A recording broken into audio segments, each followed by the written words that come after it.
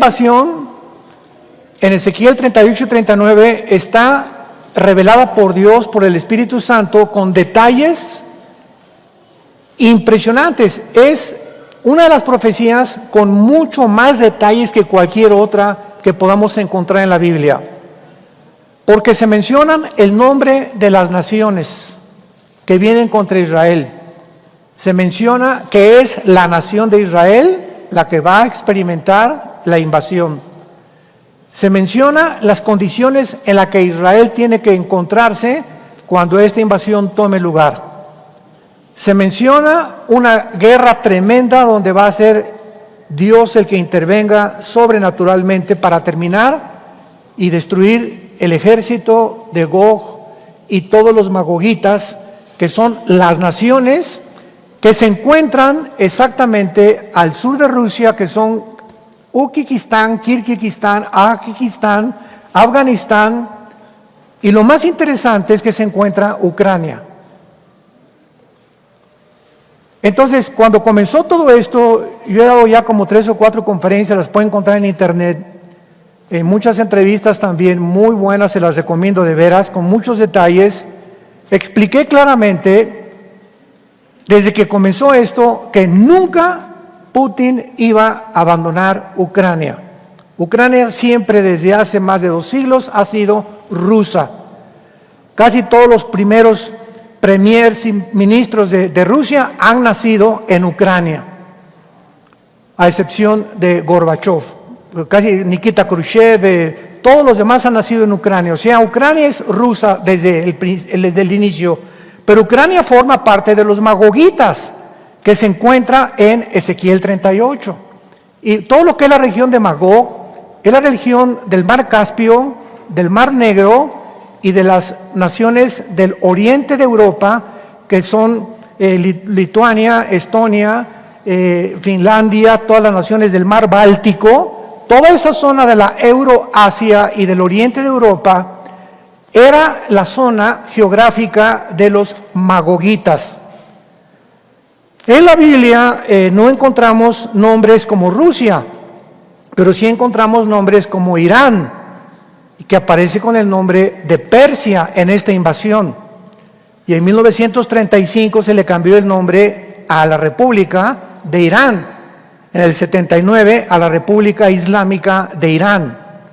Entonces sabemos que Persia es Irán, porque es claro que se le cambió el nombre, pero ¿cómo sabemos que es Rusia la que va a venir en contra de Israel? Porque la Biblia nos muestra claramente que Magog es esa zona de las repúblicas. Cuando se dividió Rusia en 1991 y el comunismo cayó, todas estas 15 repúblicas se convirtieron en independientes, que son las que les acabo de mencionar: Uzbekistán, Kazajistán, Kirguistán, etcétera, etcétera. Y todas estas naciones forman parte de Magog.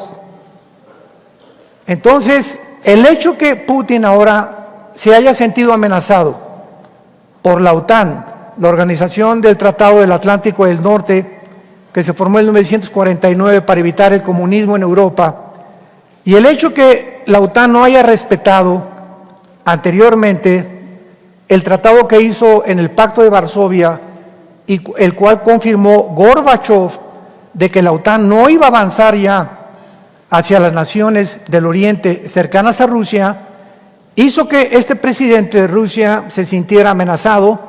Mandó 125,000 soldados para rodear Ucrania, porque si ponía la OTAN, que es el ejército de Europa, si la OTAN y Europa ponían misiles apuntando a Moscú en Ucrania, llegaba el fin de Rusia. Y es exactamente como si escucháramos que Rusia pone misiles en México, en Puerto Rico y en Cuba apuntando a Estados Unidos. Estados Unidos no se va a quedar cruzado de brazos, va a reaccionar. ¿Por qué? Porque se sentiría amenazado, ya que un misil apuntando a Rusia no tardaría más que 4 minutos en destruir completamente 5 ciudades de Rusia. Entonces hay un conflicto de intereses y de la perspectiva tanto geopolítica como militar, como también desde el punto de vista social. Pero este hecho de que ya nos encontremos en este punto de la historia, donde ya las naciones de esta futura invasión están ya perfilándose para poder realmente llegar a Israel, y ahora que Estados Unidos ya no puede conseguir el petróleo de Rusia, ni Europa tampoco, ni el gas, ni los fertilizantes, ni el grano que Rusia provee a Europa, increíble que el nuevo gobierno de Estados Unidos le esté pidiendo ayuda a Venezuela y le esté pidiendo ayuda a Irán para que puedan suplir el gas y el petróleo que ya Rusia no puede proveer. Entonces, al unirse a Estados Unidos y renovar el pacto que había el expresidente Trump hecho con Irán, de que no se les iba a permitir continuar produciendo el uranio 35 en las centrifugadoras para la bomba atómica, el nuevo presidente de Estados Unidos, Joe Biden, acaba de declarar que él quiere renovar este pacto para hacerlo favorable y descongelar los millones de billones de dólares que habían congelado a Irán para que no continuara construyendo la bomba atómica. ¿Qué nos habla esto? Que Irán ahora va a estar fortalecido. Irán es el lugar geográfico que produce más terrorismo en el mundo. El más grande grupo terrorista es Hezbollah. Hamas, los Yudis y todos aquellos que forman parte alrededor, que sostiene Irán, que se encuentran en el Líbano. Por eso el Líbano ahorita está quebrando económicamente de una forma tremenda. Y ahora todos estos grupos terroristas aunados con Afganistán, que está casi en frontera con Rusia, que son los talibanes, Al Qaeda e ISIS, se encuentran controlando el Medio Oriente y no tardan en apoderarse y de entrar a la nación de Israel. El foco central es Israel, es el centro de las profecías en la Biblia. Y no porque los judíos sean mejores que los árabes, porque los dos son semitas. Simplemente Dios escogió un pueblo geográficamente para que al llegar a la época que estamos viviendo, los ojos del mundo se concentraran y se fijaran en este lugar geográfico que es Israel, y nosotros supiéramos que nos encontramos en los últimos tiempos. ¿Cuál es la razón por la cual desde que Caín mató a Abel, de acuerdo al Instituto para la Investigación de la Paz, en Estocolmo, Suecia, de los casi 6,000 años de historia que llevamos, han habido 25 años de paz? En 6,000 años de historia, la raza humana no ha experimentado más que 25 años de paz. O sea, toda la historia humana son guerras, revoluciones, tribu contra tribu, nación contra nación. Llegamos al siglo XX que 2 guerras mundiales, pero la historia humana se encuentra completamente llena de guerras unos contra otros, blancos contra negros, judíos contra árabes, italianos contra franceses, ingleses contra australianos, y el problema es el siguiente, y es el que quiero tratar. ¿Qué le pasa al ser humano? ¿Cuál es la razón? Imaginemos que viene un extraterrestre de Marte y se asoma a la Tierra y nos ve a través de la historia como perros y gatos, matándonos unos a otros continuamente, con una violencia impresionante. O sea, ¿por qué no podemos en este planeta vivir juntos? Este problema va mucho más allá de lo social, de lo psicológico, porque a través del tiempo la historia nos muestra que ha habido personajes, como los voy a mencionar, que han tratado de poder diagnosticar cuál es el problema del ser humano por lo cual no podemos vivir en paz. Teniendo un mundo tan hermoso, las cataratas del Niágara, México siendo una nación preciosa en minerales, en playas, en turismo, naciones en Europa como la Riviera Francesa, Italia hermosísima con todo. ¿Por qué no podemos vivir en un mundo donde todos pudiéramos disfrutar, cada nación vivir en paz y colaborar unos con otros? Pero tiene que llegar el punto en el que si Cristo no interviene, dice la Biblia, que acabaríamos autodestruyéndonos. Entonces vamos a partir de este punto. La Biblia, este maravilloso libro que tengo en mis manos, diagnostica al ser humano como un ser autodestructivo. Somos seres autodestructivos. ¿Por qué fumas? ¿No sabes que los alvéolos pulmonares, tu garganta, el esófago, la lengua, todo está contaminándote y estás reduciendo a la mitad tu vida? ¿Qué? ¿No has leído en las cajetillas que dice, este producto no sirve para la salud? ¿Por qué después del conocimiento que tú tienes de que te estás envenenando literalmente, lo sigues haciendo? Y la respuesta es, la persona te contesta y te dice, no sé, pero me gusta. Somos autodestructivos. ¿Que no sabes que el alcohol destruye tu hígado, tu páncreas, que puede causarte problemas gravísimos, abandonar tu trabajo, abandonar tu esposa y tus hijos? ¿Por qué sigues emborrachándote, Pancho? No, Chepo. No sé, pero me gusta, ¿verdad? Y hay algo en mí que lucha dentro de mí, que yo sé que está mal, pero lo sigo haciendo. Hay una fuerza o un poder dentro de los seres humanos de maldad que nos jala para hacer cosas que no queremos hacer. Y muchas veces las cosas que no queremos hacer y las hacemos, nos arrepentimos. Y nos damos cuenta que eso que hicimos estaba mal, pero ya lo hicimos. Veamos en el libro de Jeremías, en el Antiguo Testamento, porque para poder entender las guerras, para poder entender por qué somos como somos y por qué vamos a terminar en una tercera guerra mundial, que por cierto no es la de Ucrania ni la de Rusia, faltan 2 o 3 guerras más para el Armagedón.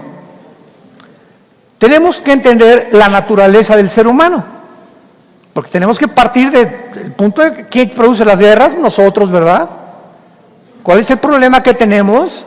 Que no podemos vivir en paz y que continuamente estamos, repito, como perros y gatos dentro del mismo hogar.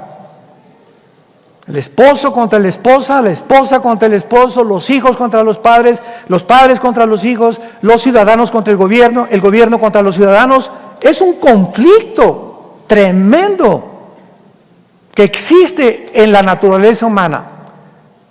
William Shakespeare, el gran dramaturgo inglés, dijo, es el defecto natural del ser humano.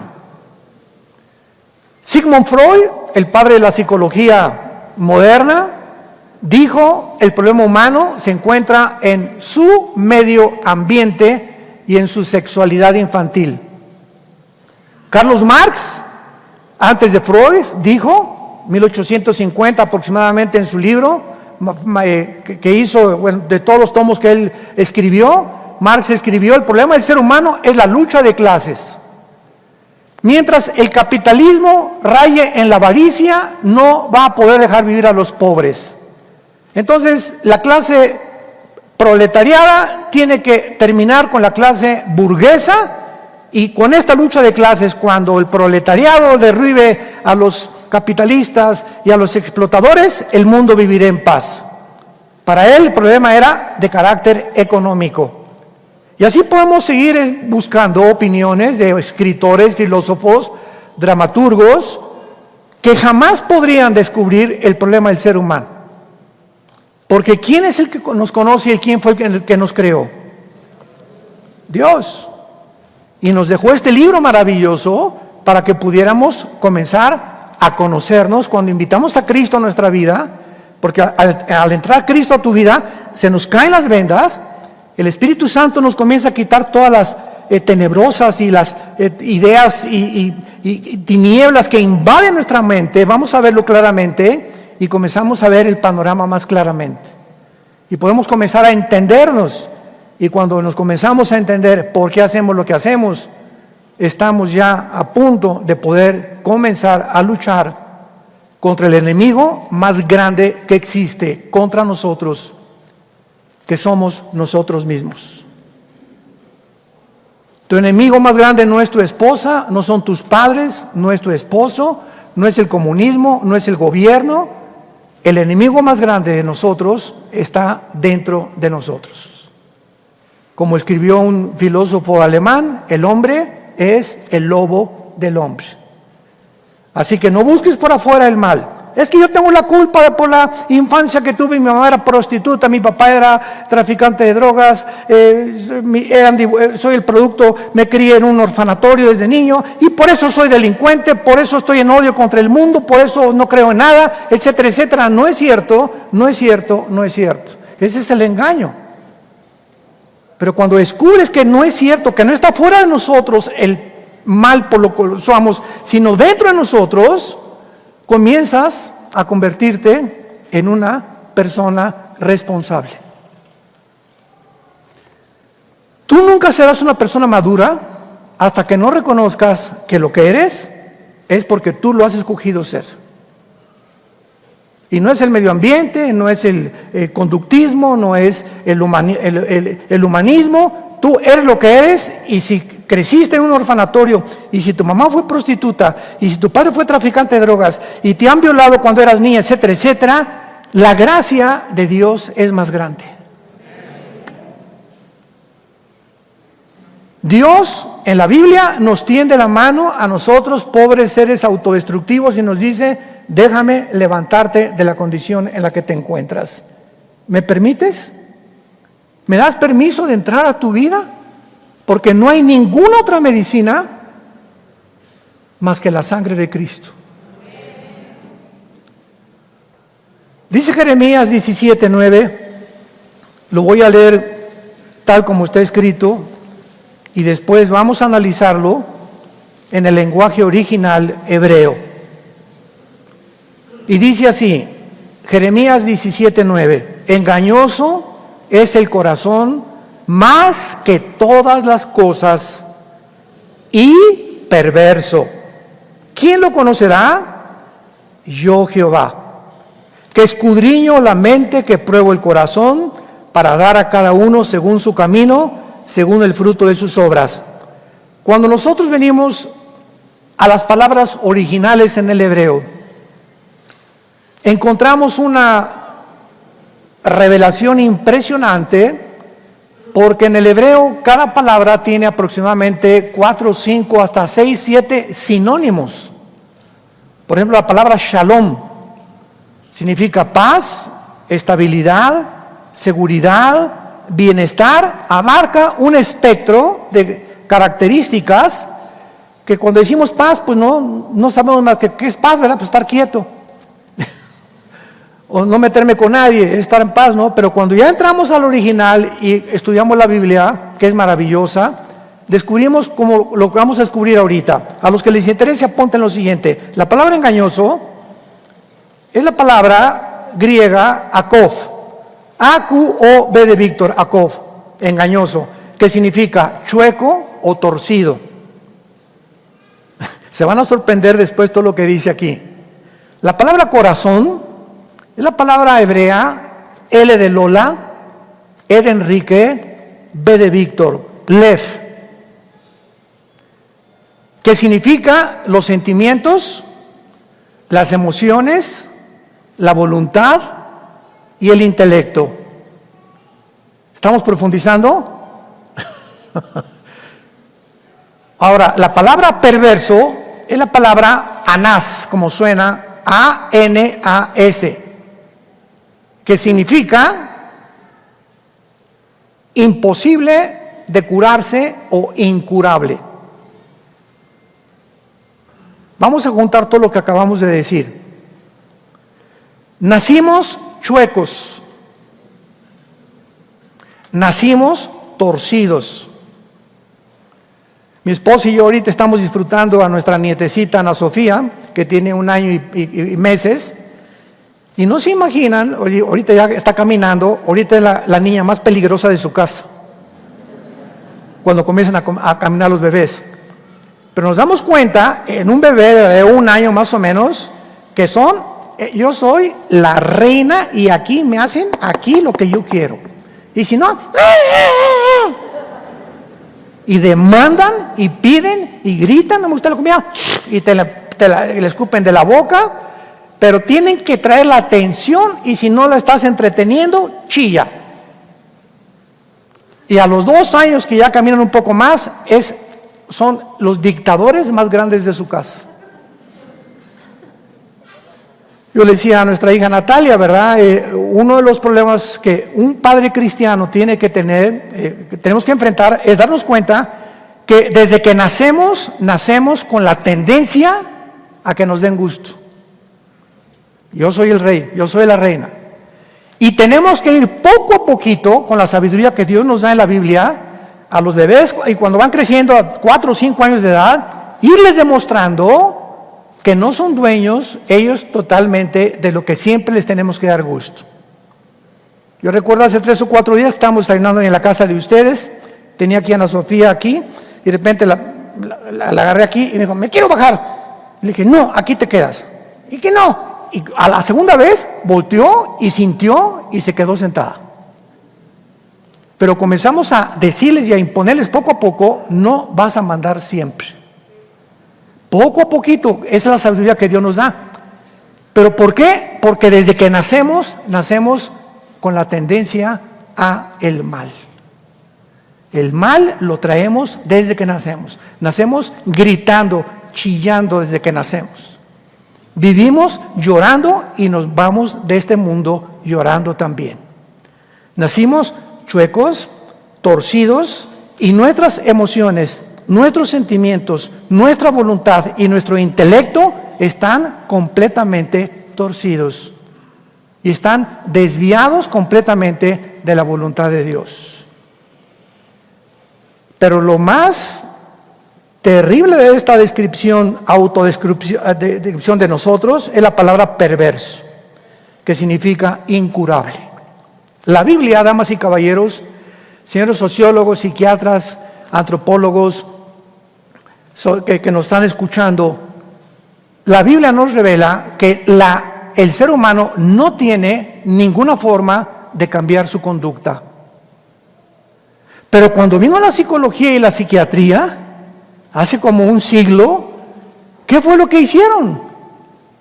La persona tiene, y se le calificó como neurosis, sociopatías, paranoias, porque la persona se espanta de todo, esquizofrenia, porque hay personas que tienen 2 o 3 personalidades. Pancho en su casa es el dictador, en su trabajo es guarachero y parrandero y jugador, y en la iglesia tiene cara de Santo Tomás. Qué triste, ¿verdad? Se llaman desórdenes múltiples de la personalidad. Hay cantidad de seres humanos que tú los ves y son diferentes dependiendo de la condición donde se encuentren. Con los amigos, sí, por aquí, por allá. En su casa la esposa, hipócrita. Y los hijos, ¿verdad? Mi papá, lo veo cuando salimos con los amigos, es tan diferente como trata a mi mamá. Y la psicología le puso, ¿verdad? Esquizofrenia, porque significa en el griego mente dividida. O sea, no eres uno, eres 2 o 3 o 4. Entonces, no hay cura, porque cuando vamos al psicólogo y al psiquiatra que te pueden ayudar a decir, tú eres así porque sufriste de niña, porque te violaron, pero una vez que te diagnostica un psicólogo el problema que tú tienes, la pregunta es la siguiente, ¿y la medicina cuál es? ¿Saben cuál es? Chochos, pastillas tranquilizantes. Si tú vas a un hospital psiquiátrico, el 99% de los pacientes los tienen drogados. Porque no hay manera. Es que la persona va a darle un choche Cuanil o Prozac o alguna otra cosa que lo tranquilice, y vas avanzando de peor en peor, porque comienzas a ser narcotizado químicamente. Químicos están tratando de tratar y controlar tu sistema nervioso, lo cual a la larga va a producir un cuadro peor que cuando tú comenzaste. Y eres una persona drogadicta. No le llames a tu hijo marihuano si tú usas pastillas tranquilizantes, porque no hay manera de cambiar al ser humano. Es incurable. Si hubiera otra manera de cambiar nuestra conducta, ¿para qué? Un hombre hace 2000 años murió en una cruz. Padre, Jesús oró en Getsemaní: pasa de mí esta copa. ¿Hay alguna otra manera, Padre? ¿Hay alguna otra manera en que se pueda tratar al ser humano, en que tú lo puedas salvar? Mira, diles que se porten bien, que cada quien vaya a la iglesia que quiera, que cada quien tenga una religión, que hagan lo mejor que puedan. Pero ¿por qué tengo yo que morir? Si hay otra manera, Señor, hijo, le contestó el padre, no hay otra manera. Es tu vida en esa cruz la que tiene que pagar la cuenta, para que cuando el ser humano diga: ¿y qué culpa tuve yo de nacer chueco? Porque ahorita la mente de ustedes ya está girando a 100 por hora. ¿Y qué culpa tengo yo de haber nacido torcido? No tienes ninguna culpa, te contesta Dios en el día del juicio. Tu culpa no es que hayas nacido torcido. Tu culpa es que nunca quisiste enderezarte. Yo te ofrecí la medicina y te traje a las reuniones y te hablé de Jesucristo, pero tú te encaprichaste en continuar con tu vida. Entonces tú no vas a ser condenado por como naciste, porque tu pecado de nacimiento en la cruz lo pagué yo con mi sangre preciosa. Entonces el mismo Dios que permite que el mal entre al mundo es el mismo Dios el que nos da la medicina, y es el mismo Dios quien se la toma para que tú y yo seamos hechos justos, santos, sin merecerlo. Esta se llama gracia.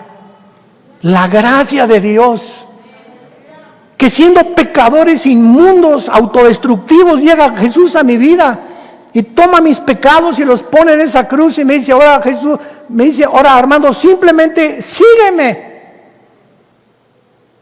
Yo soy el camino, yo soy la verdad, yo soy la vida.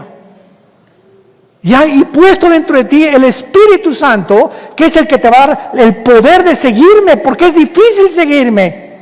Ese fue el error del catolicismo romano, tratar de seguir a un Jesús imaginario de ellos por sus propios esfuerzos. ¿Y qué hacían? Pues agarraban la penca, ¿verdad? Y chicotazos, y soy un pecador, esto y el otro, dormir en una cama de piedra, no voy a tener dinero, voy a vender todo. Tratar de hacer algo para ser aceptados por Dios. Y la Biblia dice: en la cruz Dios lo hizo todo.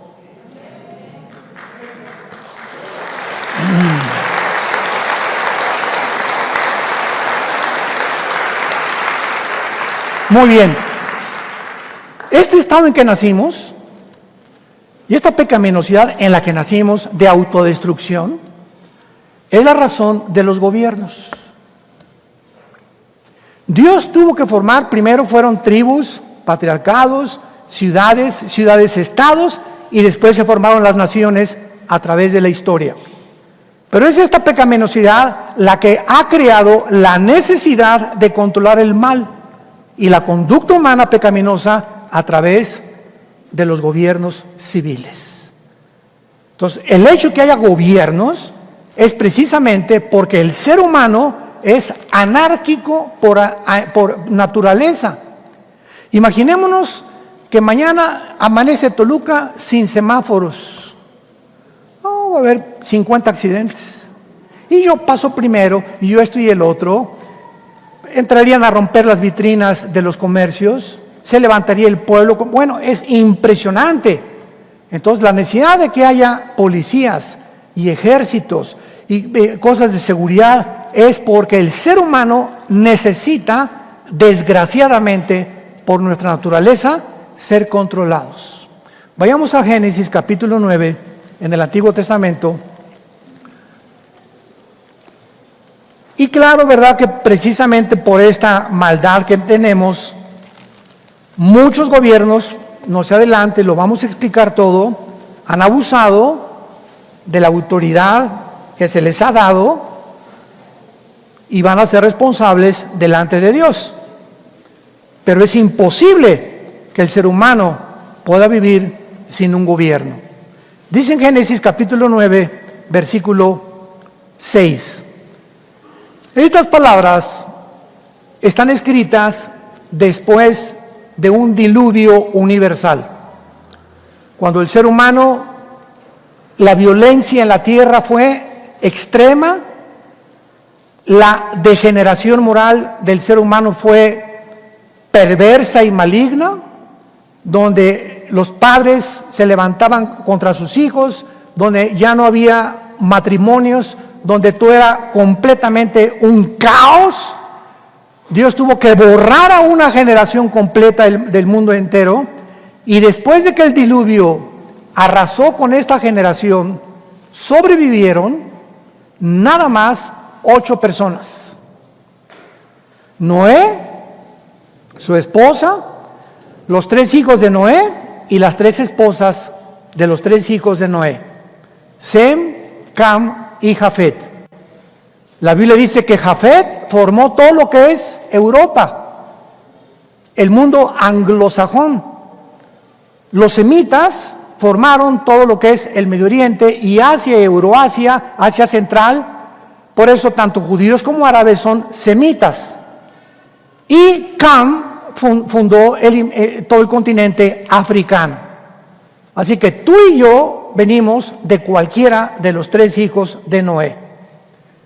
Y después de que todo esto se formó y después de que sobrevivieron en el arca que aterrizó exactamente o se colocó en Armenia, que está junto a Turquía, ahí se posó el arca. Cuando bajaron las aguas, de ahí comenzó la raza humana otra vez a propagarse, y entonces Dios, del capítulo 9 de Génesis en adelante, nos lleva poco a poco explicándonos la historia de los gobiernos y por qué los gobiernos tuvieron que ser puestos por Dios para detener la maldad del corazón humano. Y entonces Dios dictó, aunque te asustes, la pena capital, la pena de muerte. El que derrame sangre de hombre, por el hombre su sangre será derramada, porque a imagen de Dios es hecho el hombre. Acabo de mencionar que la Biblia estableció la pena de muerte, la pena capital. E inmediatamente, siempre que te enfrentas a la Biblia y a los pensamientos de Dios, causan extrañeza, desorientación, sorpresa. ¿Cómo? La pena de muerte. Porque no entendemos nunca lo que se encuentra detrás de los mandamientos de Dios. Yo te comprendo. Yo cuando oí esto también, la pena de muerte, Dios, sí, Dios estableció la pena de muerte, y les voy a decir la razón y lo vas a entender. Las cárceles no existen en la Biblia, en el Antiguo Testamento. Tú agarras a un delincuente, al pitirijas tuercas, entró a tu casa, se metió a tu casa, se lleva a la televisión y mata a tu hijo, o mata a tu hija, o viola a tu esposa. El pitirijas tuercas, viene la policía y entonces lo mete a una cárcel. ¿A ti en qué te beneficia? Porque ni la televisión te devolvieron. Lo que te robó de dinero tampoco lo vas a recobrar jamás. Y tú crees, escúchame esto, que 75 años u 80 años que es verdad lo máximo que se le puede dar a una persona a condenar, aunque ahí pasan de 300, 400 años, ¿tú crees que eso va a compensar la vida de tu esposa? Aunque estuviera 500 años, nunca la vida del pitirijas podría compensar la vida de mi esposa más que su propia vida. Lo que Dios nos quiere dar a entender es que la vida es tan preciosa para Dios que no hay nada que pueda compensar ni pagar matar a otra persona más que la sangre del que lo mató. Ni 80 años de cárcel pueden ser suficientes para compensar la vida y la sangre que fue derramada. Entonces, si tú matas a alguien, tú vas a pagar con tu propia vida, porque tú quitaste una vida y tu vida es a imagen hecha a semejanza de Dios. Es lo único que puede compensar, para que ustedes lo entiendan, el valor tan grande de la vida humana delante de Dios. ¿Por qué a través de los tiempos la pena de muerte fue claramente sacada de muchos lados? Porque vinieron gobiernos voraces que hacían cacería de brujas, aprovechaban la pena de muerte para vengarse de todos sus enemigos, comenzando con el Vaticano.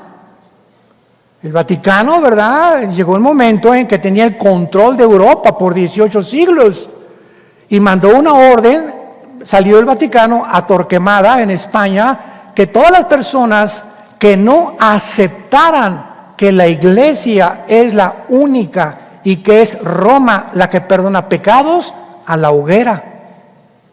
Pero no solamente a la hoguera, sino que los torturaban, los abrían de piernas, los arrastraban en caballos, les quemaban el pelo a las mujeres, les quemaban los senos. Todas estas cosas que, bueno, no se puede ni siquiera mencionar, cámaras con clavos donde los iban metiendo poco a poquito. Todos estos horrores, simplemente porque una organización religiosa se adjudicó el derecho de que tú tienes que seguirme y yo solamente te puedo perdonar a costa de tu vida. Entonces, el hecho que la autoridad haya sido abusada no implica, ¿verdad?, que lo que se encuentra detrás es más sabio que lo que podemos imaginarnos. En Texas, por ejemplo, el estado de Texas y Florida, donde hay pena de muerte todavía, ninguna persona se atreve a matar a un policía. Y si lo hacen, lo piensan 5 veces antes. Y aquí en México vemos, ¿verdad?, que hasta a los del ejército los encueran y les quitan las armas y los pisan, y etcétera, etcétera, y ni quien reclame, ni quien castigue, ni quien diga pío. ¿Por qué? Porque cuando se autoriza esto y se dice, si tú matas a esa persona, tú te vas a ir 60 años de cárcel o es pena de muerte, lo vas a pensar 5 veces antes de hacerlo. Así que Dios establece la pena capital para enseñarnos el valor del ser humano, que solo la muerte de esa persona puede compensar lo que tú le quitas, la muerte que él ocasionó. Entonces, las cárceles, ¿qué son? Las inventamos nosotros, no están en el Antiguo Testamento. En el Antiguo Testamento había ciudades de refugio, donde un criminal hacía algún ladrón, corrían y lo metían en ciudad de refugio, y se juntaba un consejo de ancianos y determinaban su caso para que la familia no se quisiera vengar y lo matara antes de juzgarlo. Como decía Pancho Villa, mátalos, después averiguas. Entonces se tenía que juzgar antes, que pudieran abusar, porque la venganza y las emociones están torcidas de todos los seres humanos. Entonces Dios quería que primero lo aislaran, lo metieran a las ciudades de refugio, y ahí los jueces determinaban si era culpable o no era culpable. Ahora, desgraciadamente, ¿verdad?, ya no es la ley del más bravo, ahora es la ley de la selva. Ahora muchos gobiernos se aprovechan de eso, ¿verdad?, y usaron la pena capital para personas, y hay muchos inocentes que han sido muertos, que han sido inocentes y que no merecían la cámara de gases ni la silla eléctrica, porque la silla eléctrica fue un método completamente antihumano, contra derechos humanos, torturar a una persona antes de matarla. La forma más fácil de la pena de muerte es por fusilamiento. Paz 5 o 6, la persona no siente nada, cae muerta inmediatamente. Pero cámara de gases y silla eléctrica se pasaron de la raya en la crueldad que los seres humanos tenemos en el corazón. Ahora, muy bien, esta pecaminosidad entonces es la que ha producido los gobiernos. Y en último lugar, uno de los principales problemas que existen es la terrible influencia para juzgar a los demás de los conductistas. Vimos que las cárceles no rehabilitan a nadie. ¿Amén? Las cárceles no son centros de rehabilitación, salen peor. Ahí aprenden todas las mañas que no aprendieron cuando estaban afuera. Otros salen con más odio, otros salen con más mañas, otros salen, ¿verdad? Pero las cárceles no cambian el corazón humano. Otra vez, es incurable el ser humano. Ni una cárcel, ni una institución, ni ninguna zona sociedad de beneficencia puede cambiar al ser humano. Tú llévalo al psicólogo, no lo pueden cambiar, acabará enchochado, o el psiquiatra enchochado, etcétera, etcétera. No hay nada que cambie al ser humano más que la cruz. La cruz de Cristo, que se nos ofrece todos los días y nos habla todos los días Dios diciéndonos: vengan a mí, los que están cargados y trabajados, que yo los haré descansar. Entonces, sustituyendo y desconociendo la horrible condición en la que nacimos y en la que vivimos, se han desarrollado métodos, pues que psicología, marihuanos anónimos, alcohólicos anónimos, psicóticos anónimos, etcétera, etcétera, los conductistas, evolucionistas y humanistas. Los evolucionistas enseñan que nuestra conducta está determinada genéticamente y que tú eres como tú eres porque traes genes de tus abuelos. Si tu abuelo fue criminal, tú eres criminal, y genéticamente tú no eres responsable porque has heredado ese crimen o esas ganas de matar de tus antepasados. Ese es el conductismo que se maneja dentro de la psicología. Los evolucionistas dicen que también estás determinado genéticamente, pero que está determinado por el medio ambiente. Lee Harvey Oswald mató al presidente Kennedy en 1963 en la ciudad de Dallas, Texas.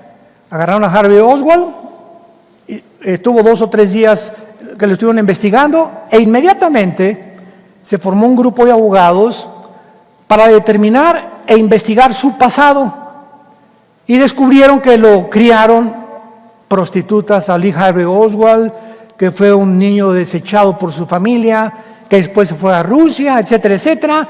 Y entonces se forma un cuadro del defensor de la persona acusada para poder librarlo de la pena capital o de la cárcel, atribuyendo su conducta a la locura.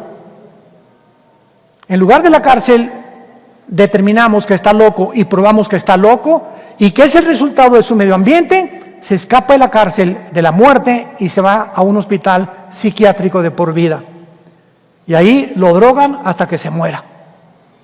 Entonces, vean cómo se ha sustituido todas estas cosas, tratando de atribuir al ser humano la responsabilidad, de evadir del ser humano la responsabilidad.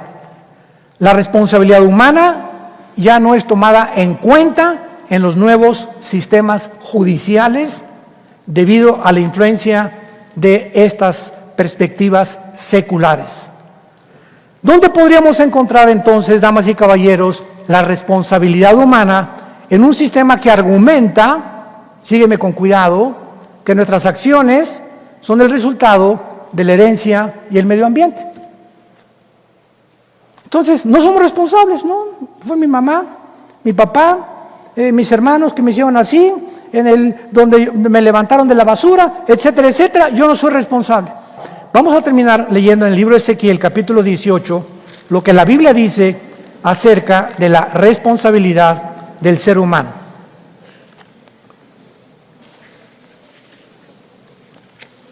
El ser humano, de acuerdo a la Biblia, tú y yo somos responsables de nuestra conducta. Ni tu papá, ni tu mamá, dime lo que quieras de tu papá, dime lo que quieras de tu mamá, dime lo que quieras si te violaron cuando eras niña, cuando eras joven. Somos delante de Dios individualmente responsables. Y cuando estemos en el día del juicio, porque vamos a ser juzgados los seres humanos por Dios, nadie podrá decirle a Dios: lo que hice fue por mi mamá, por mi papá, mis hermanos, el que me violó. Todas esas personas influyeron en mi carácter, influyeron en mi personalidad, por lo cual las acciones que yo cometí, soy libre de toda responsabilidad. Y ya Dios decía en el libro de Ezequiel capítulo 18, versículo 14: pero si alguien engendra un hijo, el cual viere todos los pecados que su padre hizo, y viéndolos no hiciere según ellos, nos brincamos al versículo 17, apartare su mano del pobre, interés y usura no recibiere, guardare mis decretos y anduviere mis ordenanzas, este no morirá por la maldad de su padre, y de cierto vivirá. Versículo 20, el alma que pecare, esa morirá. El hijo no llevará el pecado del padre, ni el padre llevará el pecado del hijo. La justicia del justo será sobre él, y la impiedad del impío será sobre él. Nunca, jamás le eches la culpa a nadie. Ni a tu papá, ni a tu mamá, ni a tus hijos, ni a tu maestro, ni al gobierno, ni a nadie por ser como eres. Porque entonces no eres responsable, eres víctima de las circunstancias.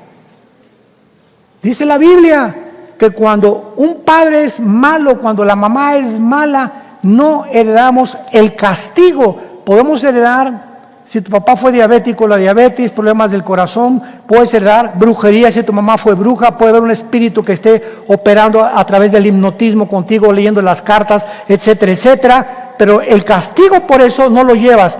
Recibes la herencia, pero no el castigo. Si tú recibes la maldición de tu padre o de tu madre porque fue bruja, y tú tienes espíritus que operaron en tu madre en la brujería, tú eres libre ahora de decirle a esos espíritus: quiero ser libre, te recibo, Jesús, en mi corazón. ¿Te das cuenta? Mi mamá fue prostituta, yo no voy a seguir los pasos de mi mamá.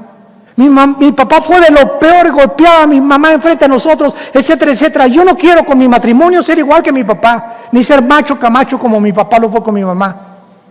Señor Jesús, ayúdame, quiero cambiar. A eso vino Jesús, a cambiarnos, a transformar, a revolucionar nuestra vida, a decirnos que su sangre nos limpia de todo pecado.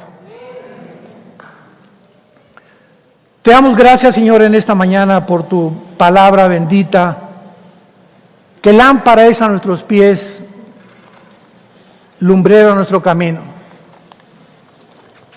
Gracias, Señor, porque necesitamos la sangre preciosa de Jesús que nos limpia de todo pecado.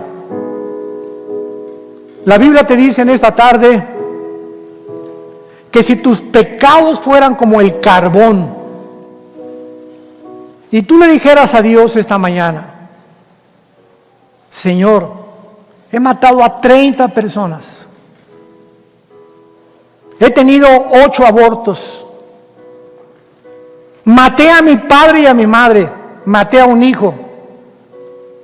No importa, dice Dios, el pecado tan horrible que me puedas mencionar. Quiero darte una muy buena noticia. Si tú murieras, te irías al infierno. No cabe la menor duda. Pero ahora que mi hijo murió en la cruz, te ofrece que eso que ibas a pagar en el infierno, esas muertes, esos homicidios, esos abortos, esos latrocinios, ese degeneramiento sexual que has llevado en tu vida, en la cruz, mi hijo lo pagó en tu lugar.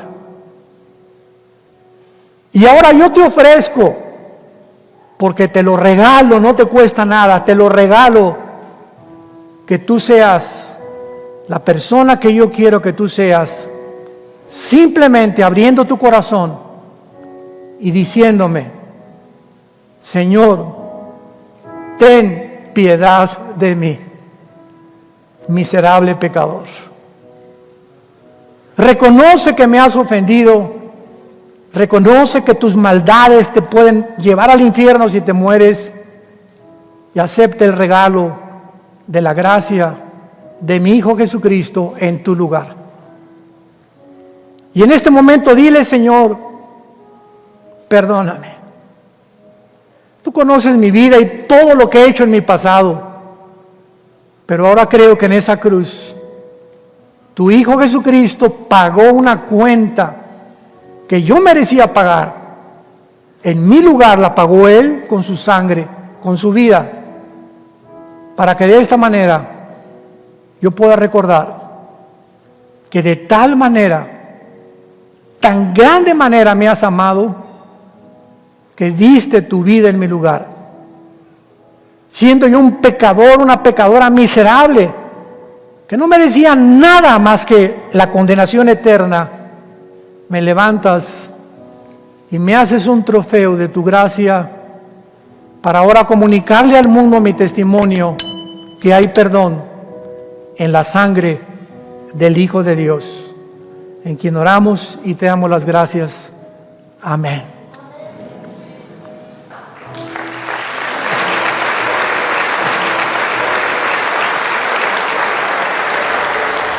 No te puedes ir sin antes suscribirte a nuestro canal para que puedas estar pendiente de todo nuestro contenido que estaremos subiendo acá en el canal de YouTube de Enlace. Además, quiero invitarte a que si te gustó este video puedas comentar en la cajita de comentarios y poner pues de qué país nos estás viendo y además qué te pareció este y todos los videos que tenemos en nuestro canal de YouTube.